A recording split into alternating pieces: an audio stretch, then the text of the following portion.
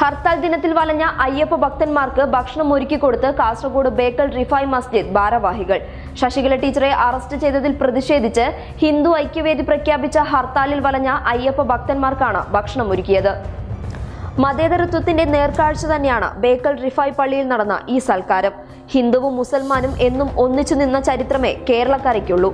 ശബരിമലയുടെ പേരിൽ മതസ്പർദ്ധ വളർത്താൻ ശ്രമിക്കുന്ന കപട മതേതരവാദികൾക്ക് ഒരു നേർക്കാഴ്ച തന്നെയാണ് ഇത്തരമൊരു ഒത്തുകൂടൽ. ഹർത്താലിന്റെ മറവിൽ അക്രമം അഴിച്ചുവിട്ട് രാഷ്ട്രീയ ലാഭം കൊയ്യുന്ന സംഘടനകൾക്കും രാഷ്ട്രീയക്കാർക്കും ഒരിക്കലും കേരളത്തിന്റെ മതേതരത്വത്തെ ഇല്ലാതാക്കാൻ സാധിക്കില്ല.